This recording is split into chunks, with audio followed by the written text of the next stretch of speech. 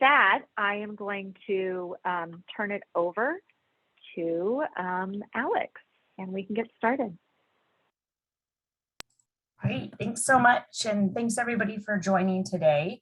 We will be taking the next 45 minutes to an hour, just talking a little bit more about some tips and tools that you can utilize around your stress. So this isn't me just telling you about stress or what you can do. We're actually going to be trying out some of the skills and tools as we go. So if you have a pen and paper, that would be great, or even just like a Word document up, because we will be actually practicing some of this as we go.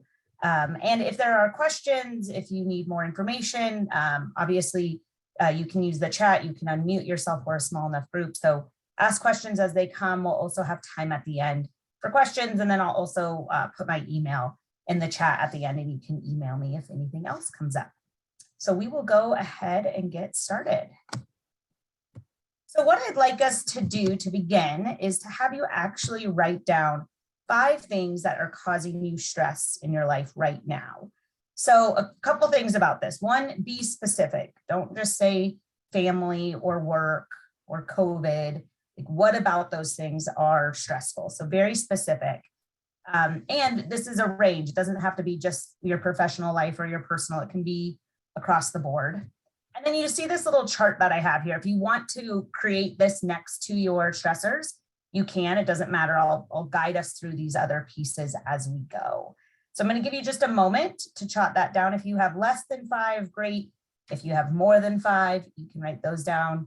Do whatever works for you. So I'll give you just a couple minutes to do that.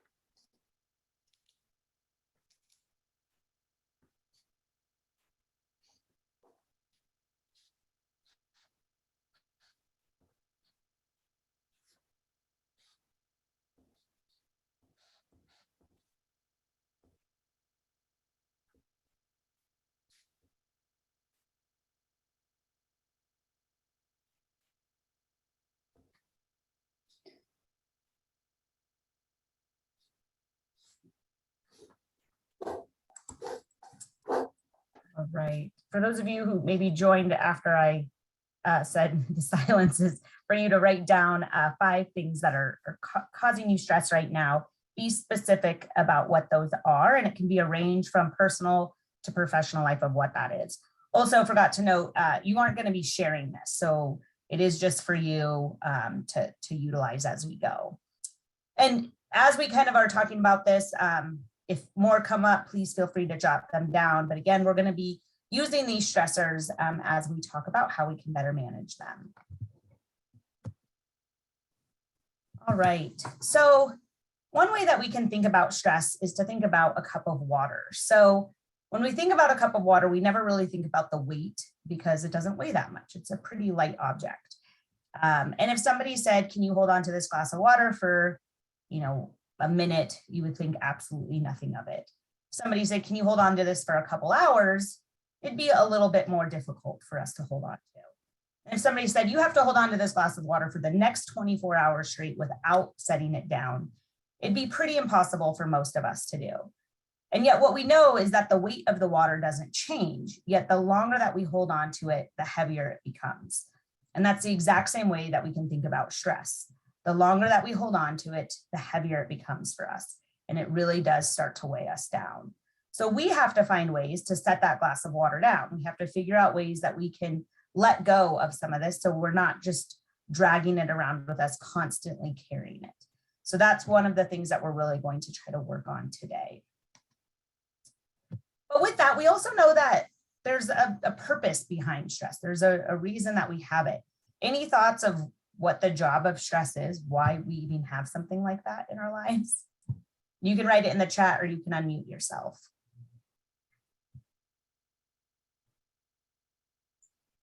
Maybe it's our natural way to force us to want to get something done. Totally, yeah. It actually helps motivate us to get things done. It gets us kind of that push that we need. It's definitely also mentioned to keep us safe from threats, absolutely. Kind of at its basis, kind of the instinctual part of us, that's really what stress is for as well. Gives us energy to get things done. So there's a lot of reasons that we actually have stress. It's not just this nuisance that bothers us and creates issues, but it really does have a purpose. And it's a protective system. Different ways that we can think about it is thinking of it kind of as that best friend in your head, kind of chirping at you of what you need to do, what you need to hear, not necessarily that you want to, but the important things that need to happen.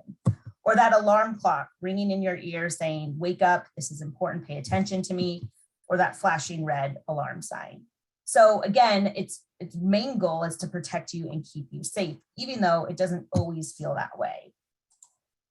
And so when we look at this of why we actually have stress, we know that when we have some levels of stress, that we actually stay focused. We're more creative, we're better problem solvers, we're motivated, we're actually show up to our personal and professional lives in a more productive manner.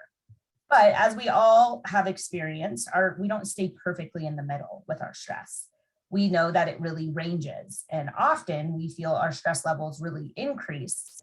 And that's where we see a decrease in performance, right? We're tired all the time, yet we can't sleep. And we feel overwhelmed. We're anxious about a lot of things that are happening. And eventually, a lot of times we burn out, or we completely break down and we're not able to even move forward. So we're, again, never going to find ourselves perfectly in the center here at all times, but we do have to find tools and really understand, how do I move myself on this? How, if I am finding that my stress level is increasing and my performance is decreasing, how can I move myself back a little bit, or at least help with that in one way or another? So this is something that, again, that we'll hopefully learn a few things today to help us manage this a little bit better. So again, we know that stress's job is protection, and it gives us logical warning signs to pay attention. So it tries to get your attention by alerting you on things that you actually care about. This is not a positive message, right? You're not hearing in your head, oh, you're definitely going to get that job promotion, or everything's great with your family right now, or you're going to do a great job on that presentation you have to the board tomorrow. It doesn't come up in these positive messages, because if it did, then we wouldn't pay attention to it. We would ignore it. So it's usually this doom or gloom message that we hear. You're not going to get a job promotion, or you're going to fail at that presentation, or things are an issue with my family right now. So it's usually a negative way that it really comes up. So again, there's a logical reason we have these thoughts in our head, to pay attention. So we have to learn skills to pay attention and then do something about it. And that's what we're going to learn today, to kind of figure out how to do that. So the first step here is very, very simple, and yet something that we don't typically do. It's just listening to what your stress is telling you. So often when we have stressors, we block it out. We try to ignore it. We try to kind of push it to the side. And as we all know, it kind of grows louder. It becomes more of a stressor for us. So a simple thing is just to unpack the message behind it. What is my stressor telling me, and why is it coming up for me? Listening to it is going to give us the ability to do something about it. So these examples here are pretty simple, and again, are unique to each person. But some of the examples of what this could look like: I'm juggling work and family. For some of us, that may be, I am so overloaded with work that I feel like I'm not able to give any effort toward my family. Or I'm working from home and I feel like my family's on top of me and I'm not able to show up to work the way that I want to. I'm fighting with my partner. Could be, I really care about this relationship and I want us to work through some of our issues. Or it could be, I'm really questioning if this is the relationship I should be in at this time. And I'm nervous for my performance review. Could be, I've worked really hard to prove myself this last year and I really want to prove to my leadership that I deserve this promotion or I deserve to be where I'm at. So again, a range of messages behind that, but actually listening to why this is important to you, why it's coming up. So I want you just to take one of your stressors and think about what, you can jot it down too, but think about what is the message behind it. Why is this coming up for you? So I'll give you just a moment to do that.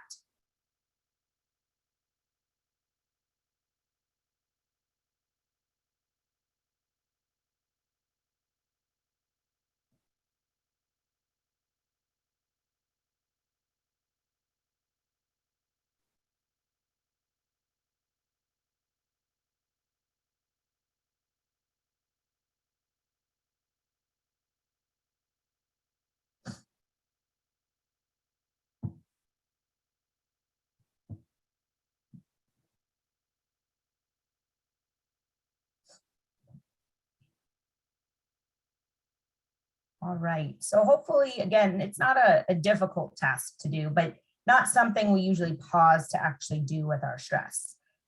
So understanding why this is coming up for us then allows us to take action on it or to do something about it.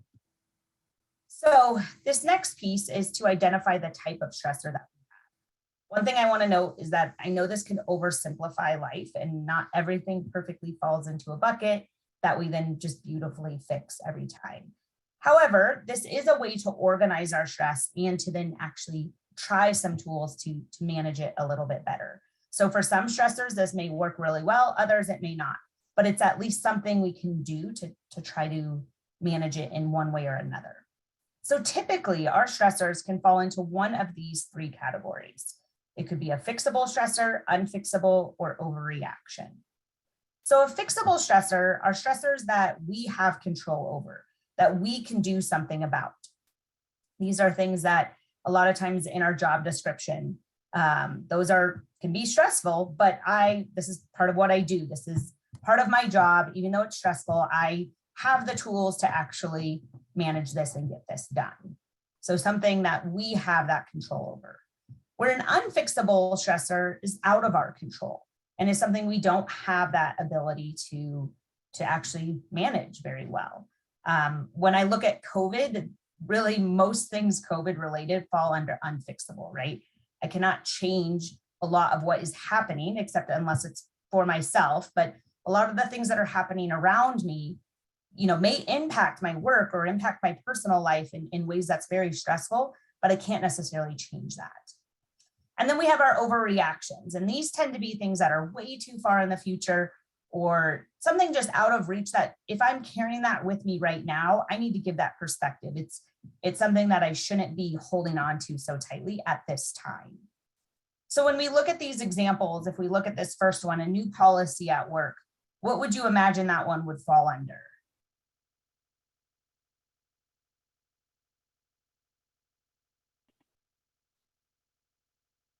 Unfixable. Unfixable, yeah. So, And you might overreact to it.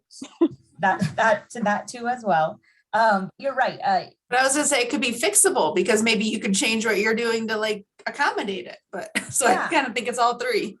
Right. And that's the thing about this as well, right? Is typically this is going to be under your discretion, right? You will choose. Somebody could disagree and say, no, I think it's this, but these are your stressors. So you will be able to categorize them how you want.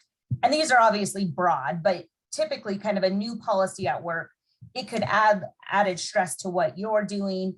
It can be difficult to manage, but it's not like you're going to be able to change that policy, right?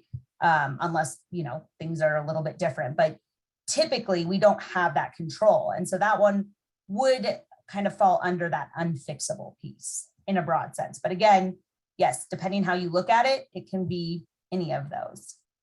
Where will I be in the next 2 years? I think we recognize that that's an overreaction. Now, it doesn't mean that that's not important or not something that we shouldn't think about. But if that's a stressor that's weighing me down right now, I need to take a step back and say, okay, how can I give this perspective? How can I look at this from a different viewpoint so I'm not just feeling this all the time? And then I have a work deadline due by the end of the week. Typically that would fall under fixable, right? It's under what my skill set is, what I have to do. And even though it could be stressful, it's something I have control over. And to Stephanie's point here, they can all be a mixture as well, right? It could be fixable and unfixable. Our stressors tend to be somewhat complicated, so you may find them being a combination. So what I'd like you to do, if you haven't already, is to identify your stressors.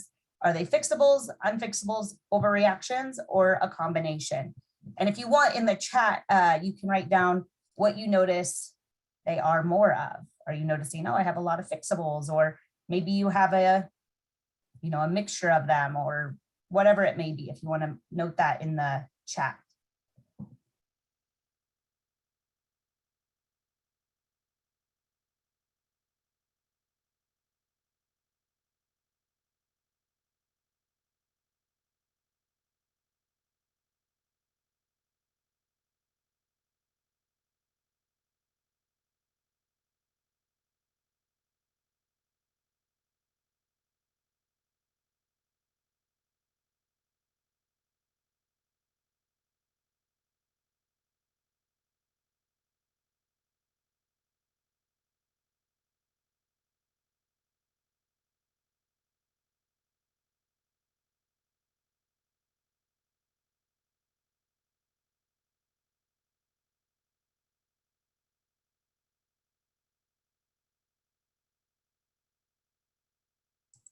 All right, so hopefully you were able to do that. Anybody notice a trend at all? All of mine are both fixable and unfixable. It's a Okay. combination of those two. Combination. Mhm. Mine were too. Okay, so good. So a little bit of a combination. Anybody have a lot of overreactions? I have a couple. I feel like I listed many as all three, that there's a fixable component partially through maybe not reacting as much, but partially through some action that I could take. Okay. But then they're unfixable because they involve somebody else, and you can only change your actions and your response.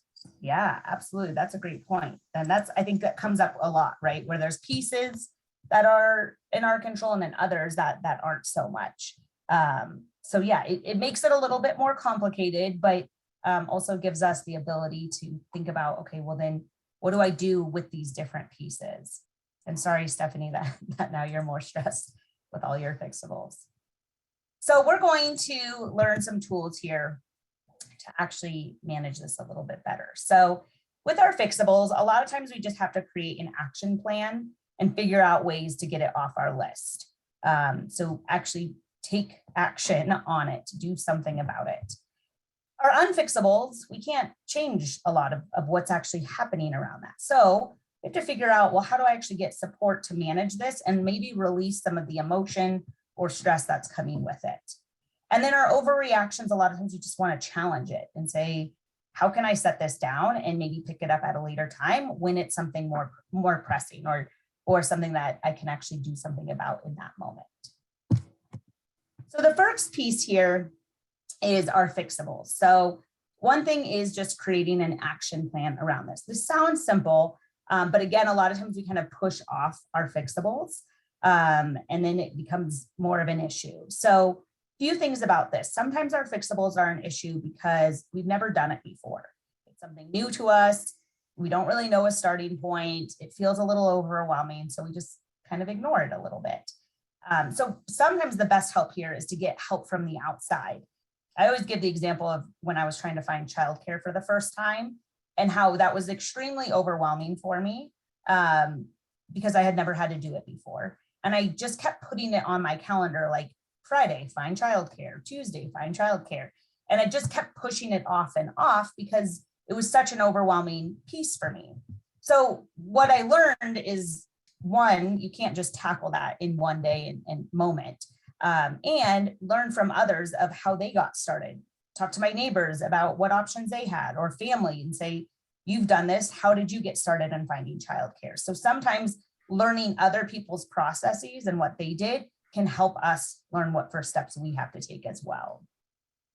On top of that, also that kind of chunk of it can be really overwhelming for us. And so breaking it down into smaller steps makes it more manageable. So yeah, I have to find childcare, but probably one of the first things I need to do is understand what my budget is and know how much I can afford, or what my schedule actually is going to look like. So on Friday from 1 to 1:30, I could write out a schedule of what I'm looking for. And so breaking it down into baby steps and putting that on my calendar or organizing it in a way that works for you makes it more manageable and doesn't feel like this overwhelming process that I have to take care of all at once. The last piece here is accountability. And that's a big issue too, because a lot of times we just kind of hold ourselves accountable and are like, I've got this, but we're also great at procrastinating and kind of talking ourselves out of things. So having somebody else hold us accountable can really motivate us to actually get something done. So telling a colleague or a friend or family and say, hey, check up on me on Monday, see where I'm at with this work project I've been dealing with, or with childcare, whatever it may be. And having somebody really check in on us and see where we're at, a lot of times motivates us to actually do something about it. So we're going to practice this a little bit right now. What I'd like you to do is just take one of your fixable stressors. If there is a date that needs to be accomplished by, go ahead and jot that down. If not, that's totally fine. But I want you to think about what are some of the resources that could help you accomplish that goal. So are there people, things that you could utilize? Who is that person that could check in on you, hold you accountable? It's also important to note the barriers that get in the way, because that's a lot of Hey, time. David, how are you? And so, I think somebody, if you don't mind putting, I can do it, I think. Put yourself on mute if you don't mind, thank you. Think about the barriers that may get in the way, and then think about how you could possibly overcome those. So I'm going to give you just about 2 minutes to fill this out for one of your fixables.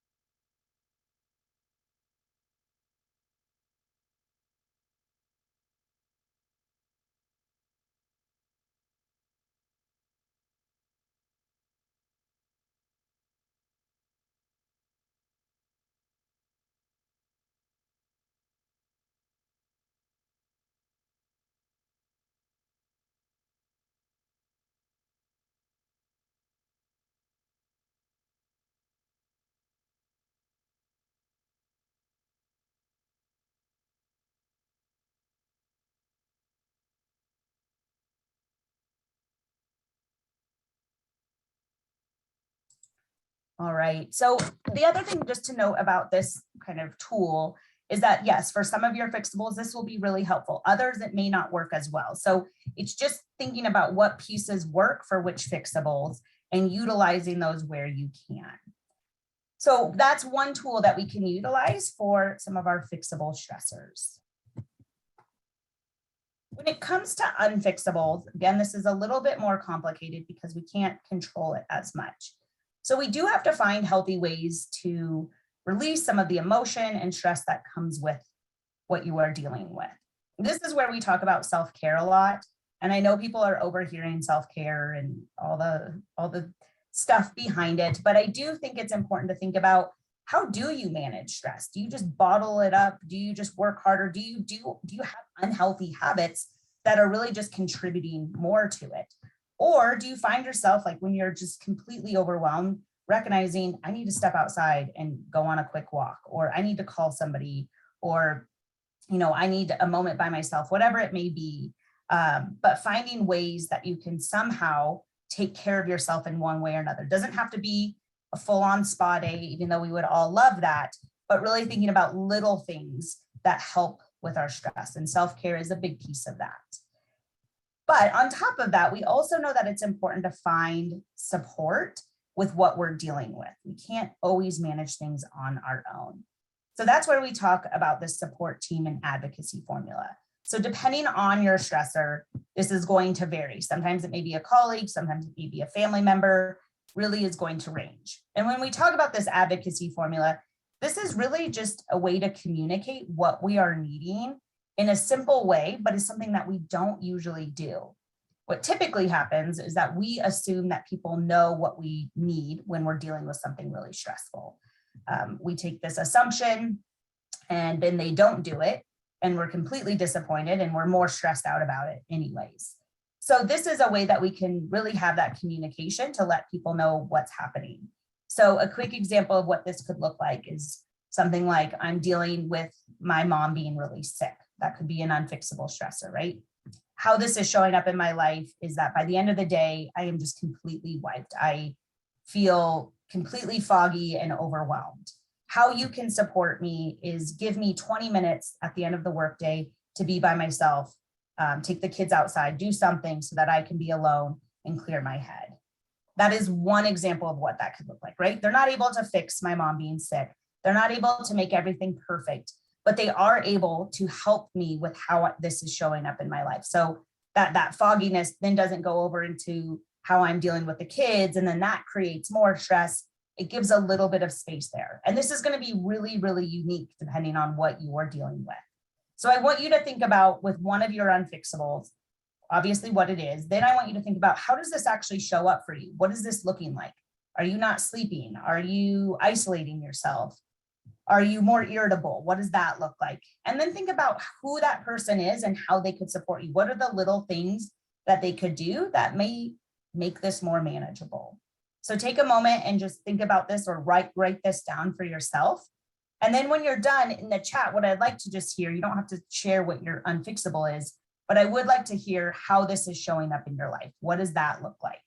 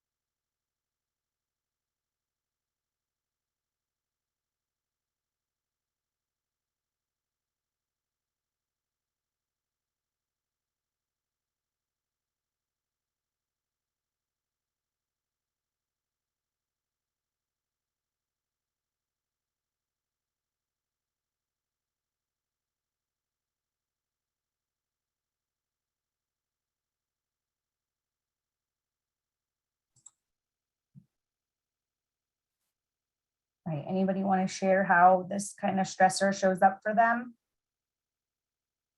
A lot of what I've heard in the past is sleep issues, irritability with like family members just being a lot more snappy, or friends even.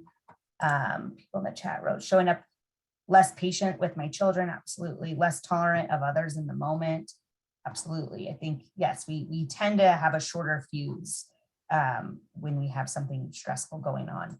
Other people have talked about, kind of just becoming a hermit, like when any chance they get, they just want to be alone. They can't be around other people because it feels like too much. So again, this is going to be unique for each of us and for the situation, but identifying that and communicating it, because very often we don't communicate this and then we get more stressed and it adds to it. This is also something to think about with others that you may know that are going through unfixable stressors. We very often assume what they need based on what we need, yet we're all very different. So it can be helpful to set up this conversation of, hey, I know you're dealing with this tough situation. I'm sure it's added a lot of stress. What can I do to support you? So we can do this in both ways. We can communicate it to others and also give opportunities for others to voice this as well. So again, we can't necessarily fix that stressor, but we can fix some of the things around us and get support around it to really manage it in a more effective way. All right, our last one here is thinking about our overreactions. So again, these tend to be things that are too far in the future or just something that is too kind of out there right now that it shouldn't be weighing us down in this moment. So these are just a few things we can utilize to help with this. So first thing is a simple way, but it really can give us perspective. So on a scale from 1 to 10, life or death, where does this actually fall? Typically, we find it being like a 3, maybe a 4. Very rarely are we finding it be something as pressing as life or death situation. And sometimes that can give us that step back where we're like, okay, I need to let go of this. This is not a big deal right now. I can come back to this at a later time. We also can be on the lookout, right? If we are stressed out about the holidays next year, that shouldn't be something I should be carrying with me right now. But I also recognize that if I just stress about it and then November hits and I'm just back in that issue of stress again, I haven't really done anything to help. So if that's something I'm already stressing out about, what are some things I can do now to help manage that time a little bit better so it's not so overwhelming when that comes? We also know that there are things in our life that are going to stress us out. So let's say you have this passion, you have this goal that is really important to you, but it's also really stressful. And we're looking at that and we're saying, this is something I really want to achieve. There's a lot of stress that comes with it. And I'm okay with that because this is something I want to work towards. And that's really important to me. And so recognizing that sometimes that's where we're at and we're okay with it. On a smaller scale, we can look at things that we may do. I always give the example of flying. I am terrified of flying. It stresses me out every single time. But that doesn't mean I'm not going to fly just because I'm stressed out about it. It means that I'm going to deal with the stress. I'm going to know what comes with it. I'm going to do a few things to try to help manage it a little bit better, but it's not going to prevent me from flying because it stresses me out. So sometimes we have that mission in life piece as well. And then we have our A through Z. Again, we kind of talked about this earlier, but thinking about, oh, I want to buy a house in Colorado can be one of the most stressful things ever. Yet that is a really big goal and also something that we don't just get to show up one day and own a house. There are a lot of baby steps that come before that. What can I afford? What neighborhood do I want to be in? What does this look like? What loans do I need to take out? Whatever that may be. But really thinking about if we have something that's a little out there, that's okay. But what are some of the things I can do now to get to that point? So those are just a few things that we can do to help with some of our overreactions.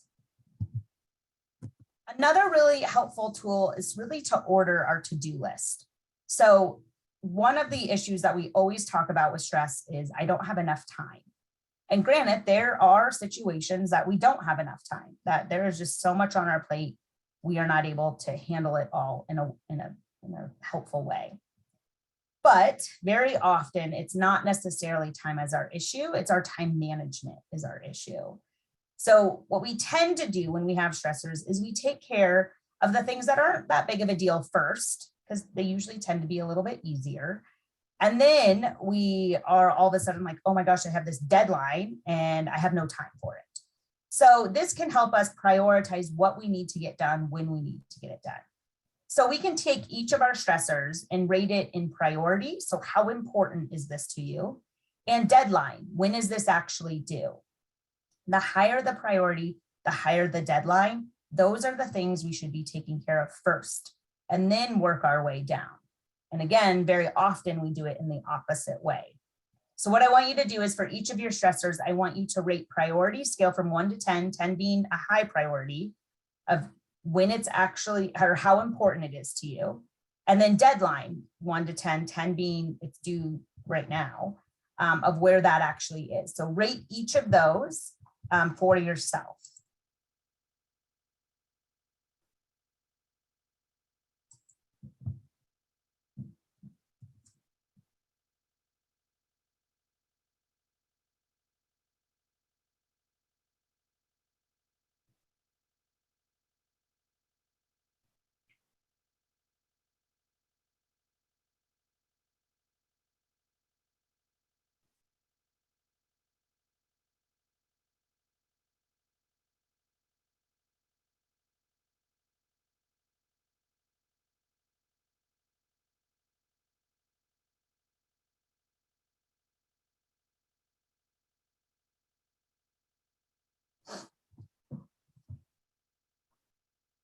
So as you're kind of doing that, again, that gives you that perspective of what has a high priority, a high deadline. How can I really work on that first, or pay attention to that first, and then work our way down?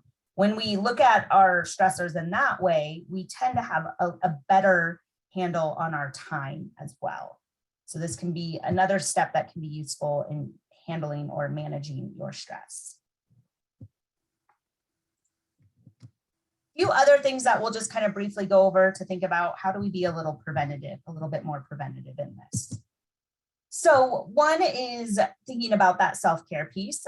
Again, this is unique for each of us, but often we think of self-care in kind of these very big pieces of like, again, I don't have time for self-care.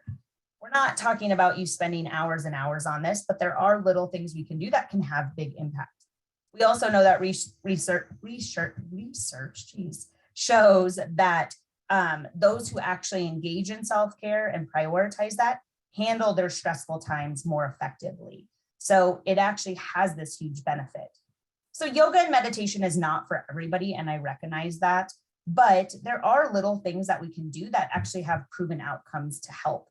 And even little mindfulness exercises, anywhere from 2 to 5 minutes, can have a really big impact on our stress. If you're like, nope, that will never be me, not in my wheelhouse, that is fine. But there's other things too. Thinking about nutrition. What do you put in your body when you're stressed? We tend to go through the drive-through or grab the bag of Cheetos or soda, thinking, I don't have time, this will get me through. But as we all know, that those more unhealthy choices then make us crash more easily as well, right? We may be good for a little bit, then we completely crash. So thinking, how can I pick healthier options to help me sustain longer and have more energy to get through what I'm dealing with? Sleep is a hard one because some of us sleep really well. Some of us, this is a really big issue. And some of us have little kids that make this impossible. So I'm really thinking about how can I have some control over sleep? So thinking about, I'm on my phone until 11 o'clock at night, and that's impacting my stress. That's something I have control over, that I can, put my phone away, not be on screens before bed, think about what my routine is before I go to sleep to help have a better night's sleep. Exercise, we don't have to think big again. You don't have to be working out for 45 minutes to an hour. You can go on a 15-minute walk, and that can be helpful. Just somehow moving your body throughout the day. We also know one of the most beneficial things to our overall mental health is connection to people. So how am I connecting? What are those meaningful relationships?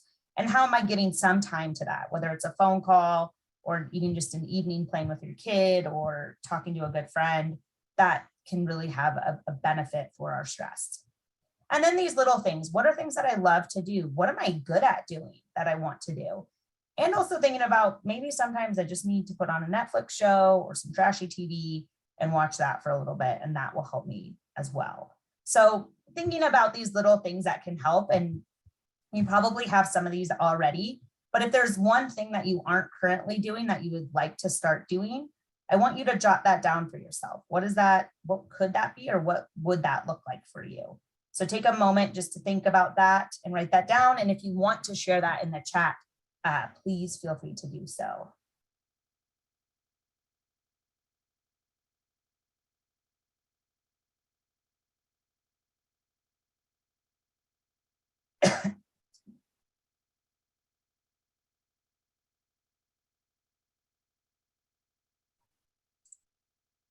Reading fiction, great. So, something just to kind of work towards. And again, it's not like, oh, I have to read, 30 books in 30 days, but even like 10 minutes a night, I'm going to read, or even 3 nights a week, I'm going to try to read. I'm going to start doing meditation at least every other day again. It's great. Again, thinking small, even if it's a couple minutes. And then you can build. We never want to set something that's, unachievable, and then we feel this sense of failure. So start small and then building up on that. And those are great examples of what that could look like. All right. Another piece, I'm going to reach out to a friend I haven't heard from in a while. That's a great one as well. And again, it can be shooting a text, making a phone call while you're driving somewhere. Already when you have the time to do it, can make a big difference. All right, another thing is to be more proactive. So when it comes to stress, we are extremely reactive with our stressors. It's in the moment, we feel it, it's overwhelming. This is a way we can look a little bit ahead. So we tend to have these areas of stress in our lives. This is pretty normal. So we can look at this and jot down in each of them, maybe things that aren't stressing us out, but maybe on our mind to some extent. So for example, relationships. I haven't talked to my dad in a while. I need to give him a call. Finances. I need to open up a savings account for my daughter. Little things that aren't maybe that big of a deal, but something that we want to be paying attention to. So we can jot down a few things and then circle back to this in a month, in a week, in whatever works for you, and recognize, how has this changed? Has it not? Are these becoming bigger stressors because I'm not managing them? What does this look like? So it can be a check-in for us to help us actually be more proactive with our stress than so reactive. So just a tool that we can utilize. So what I'd like you to do is just take a moment, look at these areas, think if there's anything that, again, not a huge stressor, but something that may be on your mind that you want to take care of. Jot it down, take note of it. And then in whatever time works for you, whether it's a week, a couple weeks, or a month, circle back to it and see where you stand. Where is this and how has it changed? This can really give us perspective in a long-term perspective to say, how do I handle this and what do I maybe need to change to be more proactive? So I'll give you just a minute to think about that for yourself.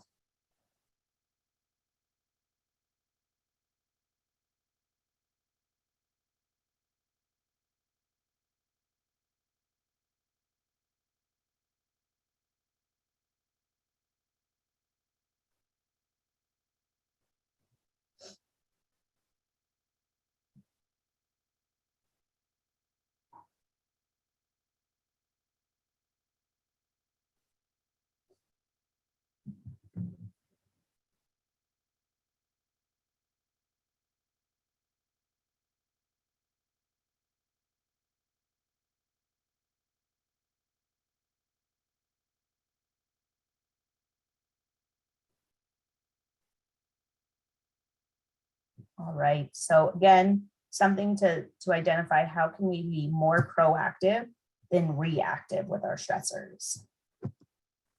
Another thing is to look at how does stress show up for me? Obviously, it can be a hamster wheel in your brain of just stress kind of going over and over. But for a lot of us, it shows up in different ways. We have terrible headaches, or our neck gets really stiff, or we have more pain in our back, or we're more irritable or agitated with people. So it can come up in a lot of different ways. And it's really just recognizing, how does this show up and how do I pay attention to it? So when I start feeling that kind of migraine come on, instead of just trying to power through it or just say, oh yeah, I've got a migraine again, what are things that I can change? Or when I start seeing myself be more snippy with my family, what can I do to take a step back and say, okay, where is this coming from? What's going on that I need to shift? So really paying attention to how this shows up so that when we notice it early, we do something about it instead of just trying to push through it. A few other things just to kind of know is it can be helpful to build in stress awareness each day. This isn't a big thing, but thinking, in middle of the day, noon, say on a scale from 1 to 5, 5 being pretty bad, where is my stress? So maybe today I'm at a 2, maybe tomorrow I'm at a 3, maybe for a week straight, I'm finding myself at a 4. The check-in, the daily kind of check-in allows us to then say, all right, I've been at a 4 for the last few days. What do I need to do? Why am I just trying to deal with this when I can maybe try some things to help manage it a little bit better. So helps us gauge where we're at and then ideally take action on it too.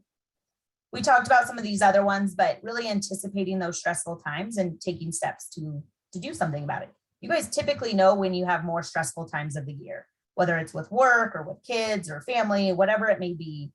You typically know when that is. What are things you can do ahead of time to make it less impactful during that time? We talked about this with ordering the to-do list, but we are so hyper-focused on time that we need to kind of think about efficiency. What am I doing? How am I wasting time throughout my day? And how can I reshift that so that I'm not so hyper-focused on that and I can actually manage my stress in a more effective way. And then this last piece is just highlighting that self-care. Self-care is the first thing to go out the door when we are stressed out, and it definitely should not be. It can change the way that it looks, right? Maybe you've been working out an hour a day and that's great, but you don't have time for that anymore. Doesn't mean you just stop working out, but it does mean maybe that changes to just 15 minutes, or I'm only able to do it 3 times a week. But make sure that we still do the things that are beneficial to us so we can manage that stress for ourselves. Other things to note is we absolutely know stress impacts us and can really impact our mental health. If we notice that problems and stress is just growing, even as we're trying to manage it, we're trying to do things for ourselves or others, absolutely a time that we want to refer to others. Same with like if we're trying to avoid things, if we're isolating ourselves more, and if obviously any kind of safety concerns come up. Any of this comes up for ourselves or others, it's important to reach out for other support and help to hopefully manage this for ourselves and for those that we care about. And then just to kind of end here, recognizing that yes, stress definitely impacts us. It can really weigh us down, but it's not necessarily what kills us. It's really how we react. So thinking about what skills, what tools we can utilize to really help us with our stress and have better management of it, not only for our professional life, but for our personal life as well. So we have a few minutes left. Just want to check in if anybody has any questions. And I'm going to put my email in the chat as well. So if you have anything personal or you want something down the road, feel free to email me at any time.